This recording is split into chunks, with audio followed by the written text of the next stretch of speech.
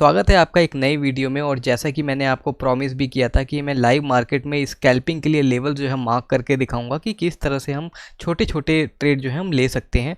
फिलहाल मैंने 3 मिनट का बैंक निफ्टी का चार्ट खोला हुआ है और ऐसा इसलिए है क्योंकि 3 मिनट का छोटा टाइम फ्रेम है और मैं चाहता हूं कि हम एक छोटे टाइम फ्रेम में स्कैल्पिंग कैसे करते हैं वो सीख पाएँ। और मेरा देखिए पर्पस यही होता है कि हम छोटे छोटे मूव्स को कैप्चर करें। सबसे बड़ी बात यह है कि ऐसे बहुत कम दिन होते हैं जब बैंक निफ्टी या फिर निफ्टी हमें बहुत बड़े बड़े मूव दे और ज़्यादातर ये रेंज में रहती है। तो इस पर्पस से हम एक छोटे टाइम फ्रेम की ट्रेडिंग को इस्तेमाल करते हैं। ये बात करते हैं कि जो लेवल्स है वो मार्क कैसे मैं करता हूँ। लेवल्स को मार्क करने के लिए मैं एनएससी की ऑप्शन चेन की जो वेबसाइट है उसको मैं ओपन करके रखता हूँ हमेशा। ये बैंक निफ्टी की ऑप्शन चेन है, इसको आप सिंपली सर्च कर सकते हैं एनएससी ऑप्शन चेन गूगल पे। आपको एनएससी इंडिया की वेबसाइट ओपन हो जाएगी, वहाँ पे सिंपली एक फिल्टर दिखाई देगा यहाँ पे, जहाँ पे बैंक निफ्टी कुछ भी आप सर्च कर सकते हैं। इसमें निफ्टी 50 है, फिन निफ्टी है, मिड कैप निफ्टी है। आप जिसमें भी ट्रेड लेना चाहते हैं आप उसको सिलेक्ट कर सकते हैं। मैंने बैंक निफ्टी सिलेक्ट किया हुआ है। एक्सपायरी आप सिलेक्ट कर सकते हैं 11 सितंबर की, यानी कि आज की जो एक्सपायरी डेट है वो मैंने सिलेक्ट की हुई है। अगर आप नेक्स्ट एक्सपायरी का कोई ट्रेड लेना चाहते हैं तो 18 सितंबर यूज़ कर सकते हैं। लेवल्स मार्क करने के लिए मैं ओपन इंटरेस्ट का डेटा देखता हूँ। ओपन इंटरेस्ट का डेटा मैं इस टेबल की सबसे पहली वाली और सबसे लास्ट वाली जो कॉलम है उसको देखता हूँ, क्योंकि जो सबसे पहली वाली है उसमें कॉल्स का दिखाता है और जो सबसे लास्ट वाली है उसमें पुट का दिखाता है। अब देखिए जो स्ट्राइक प्राइस यहाँ पे दिखा रहा है, जो मैं देख पा रहा हूँ 552 दिखा रहा है, ऑलमोस्ट सिमिलर है 51,300 का, लेकिन बड़ा अमाउंट अभी हमारे पास इसी के लिए है। ठीक, हम मान सकते हैं कि 51,200 तक मार्केट जो है वो बहुत अच्छे से मूव कर सकता है। ठीक है, तो अभी सबसे पहले हम अपनी चार्ट पे जाएंगे और क्या करेंगे कि 51,200 का जो मार्क है उसको हम मार्क करते हैं और एक हॉरिजेंटल लाइन उस पर खींच लेते हैं।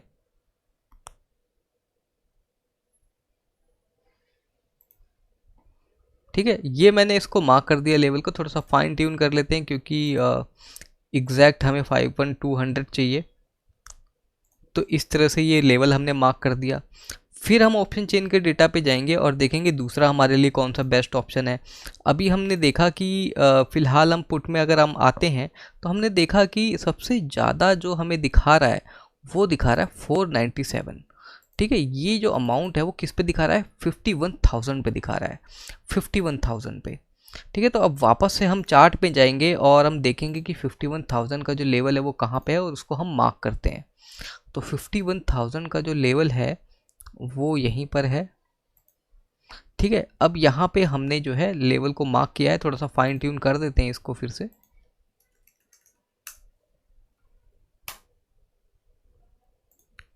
अब देखिए 51,000 का लेवल हमने जो है मार्क कर दिया है।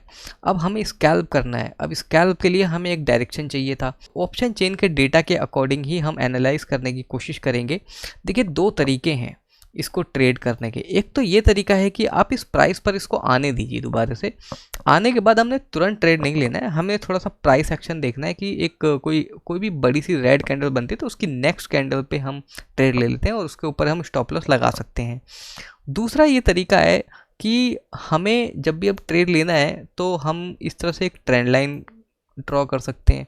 ठीक है, ट्रेंड लाइन अगर आप देख रहे हैं तो इसको जब ये क्रॉस कर देती है तब आप ट्रेड ले सकते हैं। क्योंकि जनरली क्या होता है कि बड़े प्लेयर्स यहाँ से ट्रेड लेना चाहते हैं, यहाँ से सेल करना चाहते हैं, लेकिन उनको चाहिए कि रिटेल ट्रेडर ट्रैप हों, तो वो इस ट्रेंड लाइन के क्रॉस होने के बाद बाय का ट्रेड लेना चाहेंगे इस लोकेशन में सबसे ज़्यादा। तो इस वजह से वो यहाँ पे इसको सेल करना चाहेंगे। तो सेल करने के लिए जब वो ट्रेड लेंगे तो हम वहाँ पे उन्हीं के साथ ट्रेड लेंगे, ना कि उनके अपोजिट। हम रिटेल ट्रेडर की तरह बिहेव बिल्कुल नहीं करेंगे। यहाँ पे जब हम ट्रेड लेंगे तो हमारा टारगेट यहाँ होगा। स्टॉप लॉस बहुत छोटे से छोटा आप इसके थोड़ा सा ऊपर लगा सकते हैं, इस लेवल के ऊपर, और टारगेट आपको बड़े से बड़ा रखना है और ये हमारा एक स्कैल्प हो जाएगा। देखिए अगर इसमें प्रॉफिट होता है तो ऐसे ज़्यादा से ज़्यादा 2 ट्रेड लेने हैं, हमें ज़्यादा नहीं लेना। और सबसे पहली बात ये है कि सबसे ज़्यादा इम्पॉर्टेंट जो बात होती है ना ट्रेडिंग में, ख़ास तौर से स्कैल्पिंग में, उसके बारे में मैं ये आपको ये बताना चाहूँगा। एक सिंपल सी एक टर्म होती है ट्रांजिशनिंग। उस ट्रांजिशनिंग को ज़रूर यूज़ करना है। उस ट्रांजिशनिंग को अगर आपने यूज़ नहीं किया तो बहुत अच्छे स्कैल्पर नहीं बन पाएंगे, बहुत अच्छे ट्रेडर बन नहीं पाएंगे। उसका एक क्या तरीका है वो मैं आपको बताता हूँ। ये कि आप एक डॉक्टर बनना चाहते हैं, आपने 5-5.5 साल का जो MBBS का कोर्स है वो किया, तो आपने थ्योरी की क्लास पढ़ ली, आपने 5 साल कंप्लीट कर लिए हैं। लास्ट के जो 6 मंथ होते हैं वो इंटर्नशिप होती है। वो जो इंटर्नशिप होती है वो इंटर्न जब हॉस्पिटल में जाते हैं, हॉस्पिटल में जाके सीधे वो ऑपरेशन नहीं करने लग जाते हैं कि आपने 5 साल आपने इतनी अच्छी पढ़ाई की, इतने लंबा समय आपने पढ़ाई को दिया, चलिए सीधे ऑपरेशन करते हैं। ऐसा नहीं होता है।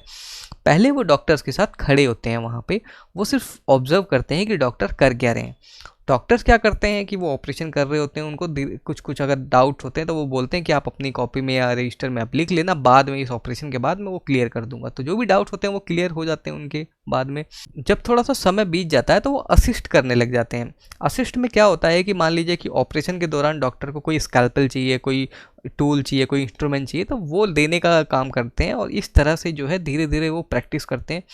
कुछ समय बीतने के बाद एक छोटा सा कोई ऑपरेशन आता है, मान लीजिए एक टाका लगाना है, बस एक उसमें कट लगा के टाका लगाना है, तो कहते हैं जाओ ठीक है ये छोटा सा है आप कर दो।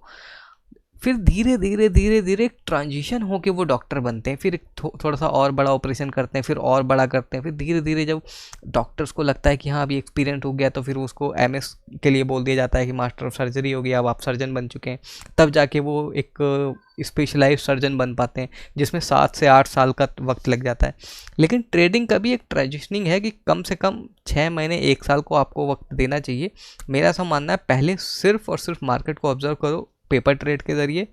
उसके बाद दूसरी ट्रांजिशनिंग आती है, वो आती है कि आपको बहुत छोटे अमाउंट की क्वांटिटी लेनी है, ज़्यादा से ज़्यादा 1 लॉट, उससे ज़्यादा बिल्कुल भी नहीं। क्वांटिटी कम होगी, डर कम लगेगा, ट्रेड को आप होल्ड भी कर पाओगे। क्या होता है कि कई बार जब मल्टीपल लॉस हो चुके होते हैं, उस कंडीशन में क्या होता है कि मान लीजिए कि अभी हमारा जो ट्रेड है वो प्रॉफिट में चल रहा है, हमने यहाँ पे लिया था ट्रेड, और यहाँ पे हमने ट्रेड लिया और यहाँ पे अभी मार्केट चल रहा है तो 500 रुपये मान लीजिए प्रॉफिट दिखा रहा है।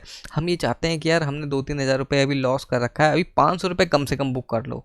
ये 500 रुपये हम मिस करना नहीं चाहते, तो लॉस एक तरह से कम हो जाएगा, हम फिर रिकवर कर लेंगे, दूसरा ट्रेड ले लेंगे।